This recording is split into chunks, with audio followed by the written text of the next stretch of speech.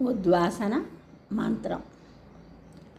వినాయక వ్రతం అలాగే ఏ వ్రతం పూర్తయిన తర్వాత అయినా ఉద్వాసన మంత్రం చెప్పి దేవుని కదపాలి.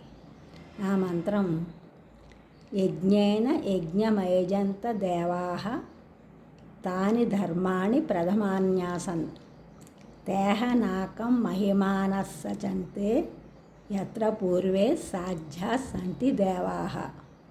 యజ్ఞేన యజ్ఞమయజంత దేవాః తాని ధర్మాణి ప్రథమాన్యాసన్ తేహ నాకం మహిమానః సచంతే యత్ర పూర్వే సాధ్యా సంతి దేవాః.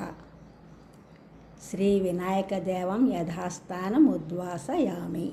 దేవుని మీద పుష్పం ఒకటి తీసి పళ్ళెంలో వేయవలను. వ్రతం సువ్రతమస్తు, పూజా సమాప్తం అని చెప్పాలి. ఈ ఛానల్ చూసిన అందరూ కూడా సబ్స్క్రైబ్ చేయండి, షేర్ చేయండి, లైక్ చేయండి, కామెంట్ చేయండి. సబ్స్క్రైబ్ చేసిన అందరికి కూడా కృతజ్ఞతలు, షేర్ చేస్తున్నారు, లైక్ చేస్తున్నారు, కామెంట్ చేసిన అందరికి కూడా ధన్యవాదములు.